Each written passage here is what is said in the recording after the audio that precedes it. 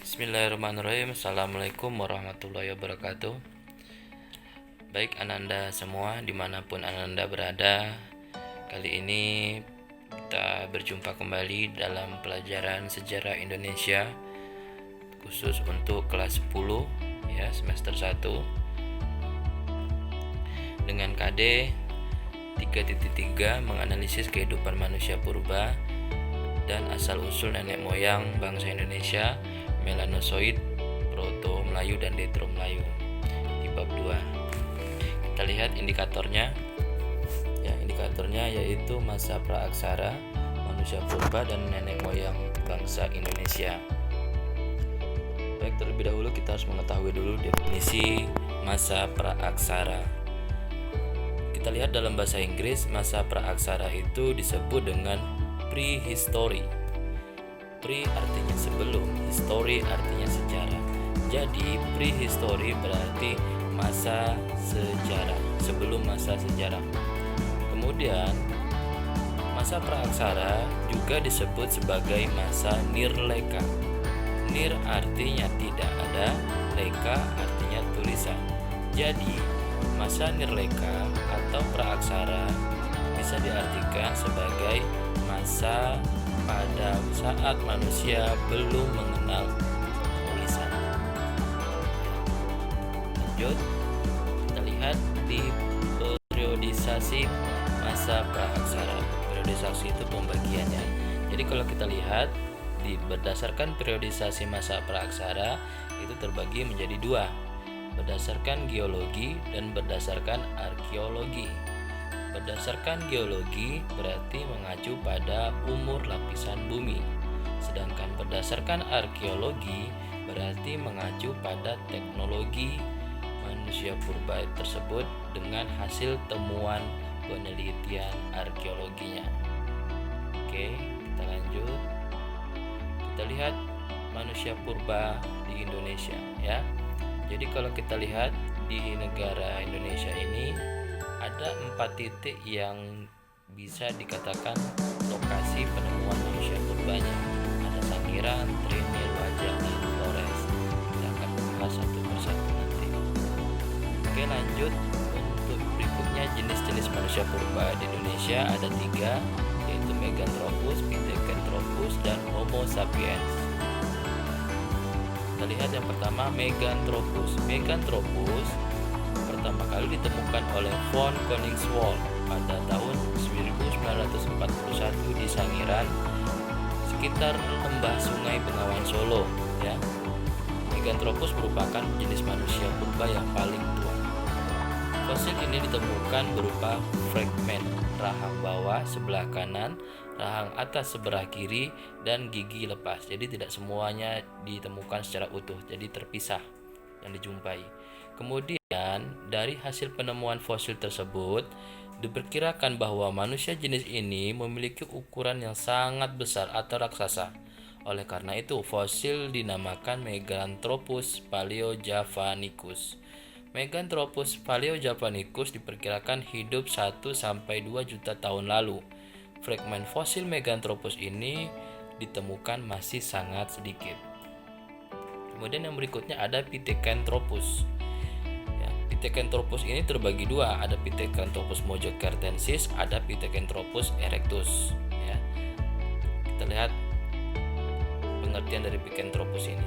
Pithecanthropus merupakan jenis manusia purba yang paling banyak ditemukan di Indonesia. Sisa-sisa kehidupan Pithecanthropus dapat ditemukan di Mojokerto, Kedung Brubus, Trinil, Sangiran, Sambung Macan, dan Ngandong. Lanjut, Pithecanthropus mojokertensis. Pithecanthropus mojokertensis merupakan manusia purba jenis Pithecanthropus tertua yang ditemukan di Indonesia. Pithecanthropus mojokertensis ini ditemukan oleh von Koningswald di Mojokerto tahun 1936. Pada lapisan Pleistocene di bawah ini hidup sekira 2,5 sampai 1,25 juta tahun lalu. Fosil Pithecanthropus mojokertensis yang berhasil ditemukan berupa tengkorak anak, atap tengkorak, rahang atas, rahang bawah, dan gigi lepas.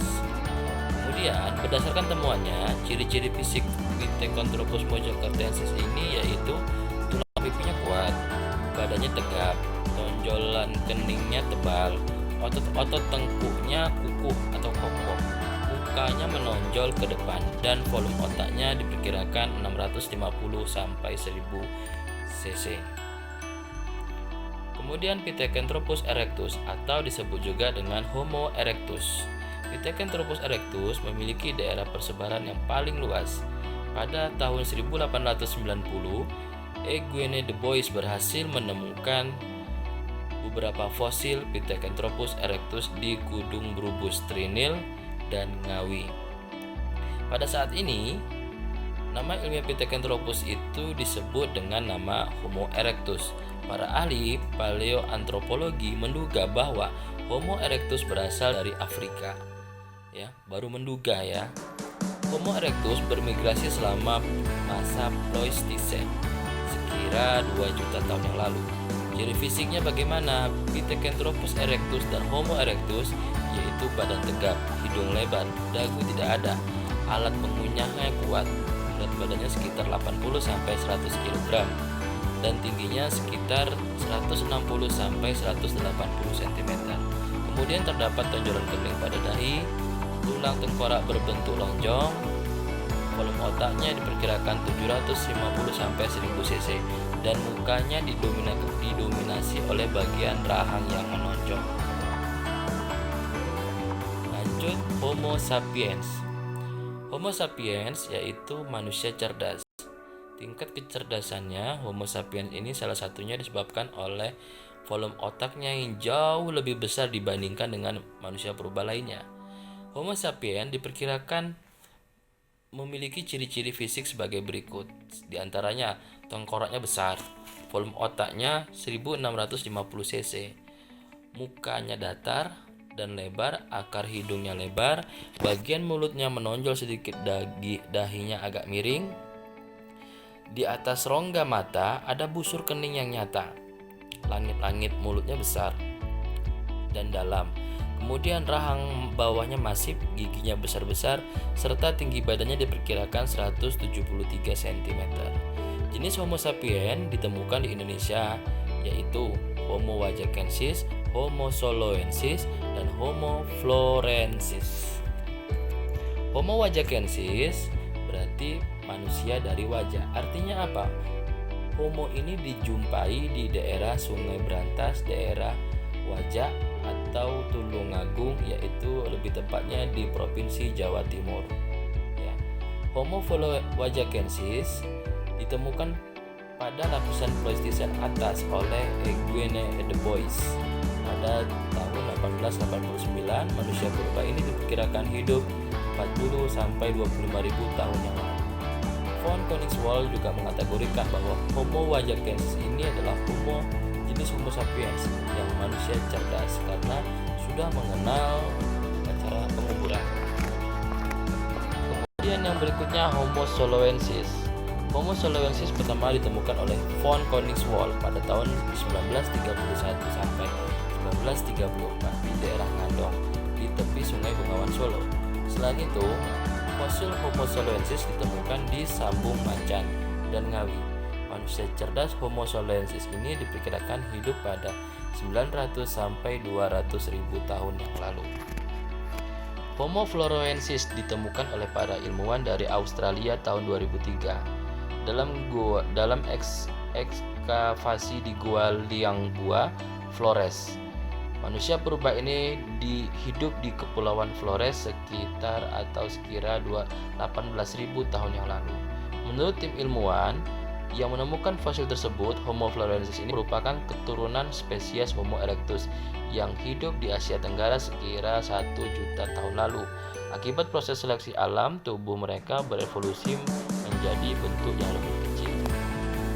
Dalam jurnal Nature, para ilmuwan menjelaskan Homo floresiensis sebagai spesies baru manusia. Sementara itu, dalam Tengku Yakub yang Homo floresiensis ini dikatakannya bahwa merupakan spesies baru, melainkan nenek moyang orang-orang kata di Flores yang menderita penyakit cefalia yang bertengkorak kecil dan berotak kecil.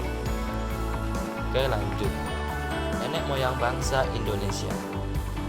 Ada beberapa teori yang jelas ya tentang asal usul bangsa Indonesia, yaitu teori Yunan, Nusantara, out of Afrika, teori out of Taiwan. Ya, itu adalah teorinya. Namun, nenek moyang bangsa Indonesia juga dapat dijelaskan dengan cara migrasi, baik itu secara ras Melanesia, ras Negroid, atau Austronesia dan atau ras Mongoloid.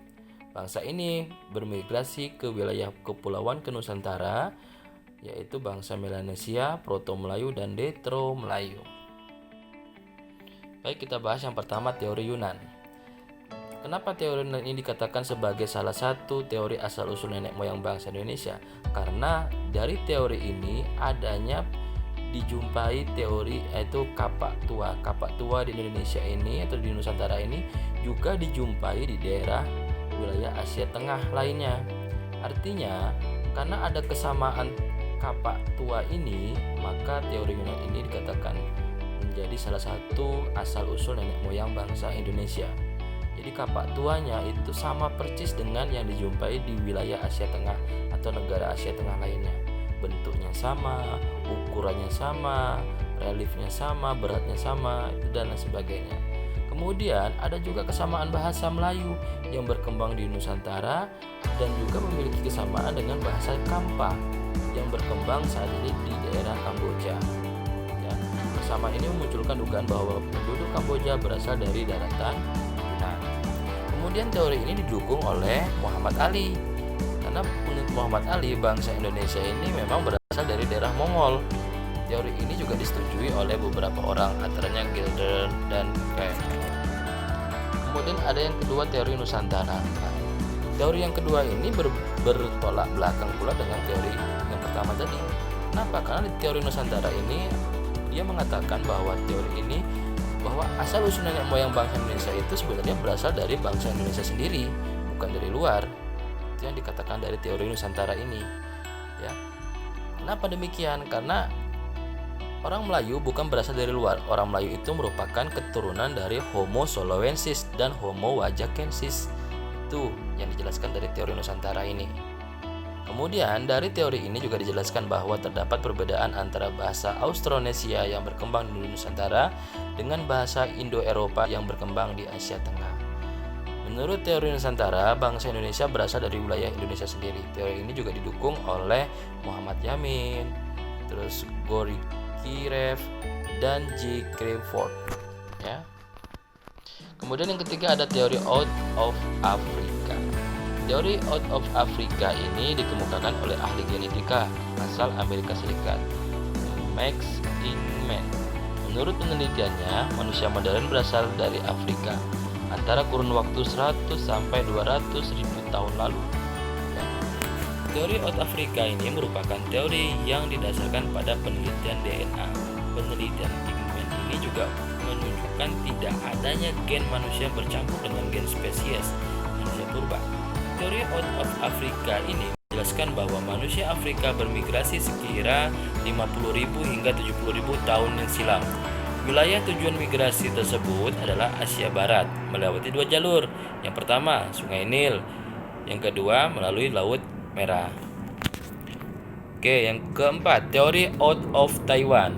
Teori out of Taiwan dikemukakan oleh Peter Billwood, Yang, dan Robert Bruce. Teori ini didukung oleh Harry Truman Simanjuntak. Teori out of Taiwan ini merupakan pertentangan dari teori Yunan. Ya. Teori out of Taiwan ini menurut manusia. Teori out of Taiwan ini dikatakan bahwa manusia di Kepulauan Nusantara ini berasal dari Taiwan melalui pendekatan linguistik. Didapatkan kesimpulan bahwa keseluruhan bahasa yang digunakan oleh suku-suku di Kepulauan Nusantara itu memiliki rumpun yang sama, yaitu rumpun Austronesia. Dengan kata lain, akar dari keseluruhan cabang bahasa yang digunakan oleh leluhur di Nusantara berasal dari rumpun Austronesia di Formosa atau Taiwan. Kemudian yang berikutnya bangsa Melanesia. Siapa bangsa Melanesia ini? Bangsa Melanesia ini disebut juga atau bangsa Papua Melanosoid, termasuk rumpun Phytoid Australoid yang memiliki ciri fisik kulitnya hitam, badannya kekar, rambutnya keriting, mulutnya lebar, hidungnya mancung. Ya. Kemudian keturunan Melanesia ini antara lain seperti orang-orang pedalaman di Malaya seperti Aita di pedalaman Filipina, kemudian suku Saka yang ada di Provinsi Riau di Indonesia, kemudian serta orang-orang Papua di Kepulauan Melanesia. Bangsa Melanesia berasal dari Teluk Tongki. Fakta tentang asal usul ini didasarkan pada penelitian terhadap benda-benda peninggalan seperti Bible dan kapak pendek itu. Kemudian benda-benda tersebut ditemukan juga di pegunungan Baskon Kobin. Lanjut, Proto Melayu. Bangsa Proto Melayu itu memiliki ciri fisik, kulit sawonya matang, ya kan, rambutnya lurus, badannya tinggi, ramping, ya tinggi, kurus lah, serta bentuk mulutnya dan hidungnya sedang, nggak begitu lebar lah. Kemudian bangsa Proto Melayu termasuk kebudayaan baru atau batu muda disebut Neolitikum. Kebudayaan kapak persegi dibawa oleh bangsa Proto Melayu melalui jalur barat, sedangkan kebudayaan kapak lonjong melalui jalur timur. Keturunan bangsa Proto Melayu antara lain seperti suku Toraja, Sasak, Dayak, Nias, Batak, dan Kubu. Itu adalah bangsa dari Proto Melayu. Bangsa Detro Melayu. Bangsa Detro Melayu ciri-cirinya yang pertama tidak jauh beda dengan penduduk bangsa Indonesia saat ini. Ya, kenapa demikian? Karena hampir sama persis. Karena orang ini bermigrasi melewati daerah Kepulauan Nusantara dari jalur barat, Sumatera ya, laut Semenanjung Malaka, Sumatera, kemudian menyebar sampailah ke Pulau Jawa dan lain sebagainya. Makanya keturunan bangsa ini seperti bangsa Aceh atau suku Aceh, Minangkabau, dan Sumatera, Jawa, Bali, Bugis, dan Makassar itu termasuk salah satu dari bangsa Detro. Baik, terima kasih. Sebelum Bapak tutup, ada sebuah kutipan dari para bangsawan negara kita, yaitu yang Bapak bacakan, janganlah kita melihat masa depan dengan mata buta. Masa yang lampau sangat berguna sebagai kaca benggala daripada masa yang akan datang. Ya, Bapak bisa menjelaskan maksud kutipan dari sini adalah jangan kita melihat masa depan itu dengan masa bodoh. Artinya kita memang jangan sampai tidak peduli dengan apa yang akan kita lihat nanti ke depannya. Kita harus memikirkan dari sekarang. Kita harus apa? Dari mana kita berpikir itu? Dari kejadian-kejadian masa yang lalu. Masa dulu kita sudah terjajah, masa sekarang mau terjajah kembali, kan begitu. Nah, kutipan ini dikutip oleh seorang tokoh yang sangat berpengaruh, yaitu bangsa Indonesia yang bernama Bung Soekarno. Ya, beliau adalah Presiden Indonesia yang pertama. Baik, terima kasih. Semoga video pembelajaran ini bisa bermanfaat untuk kita, untuk kalian. Ya, terima kasih sudah menonton. Bapak akhiri, wabillahi taufiq wal hidayah. Wassalamualaikum warahmatullahi wabarakatuh.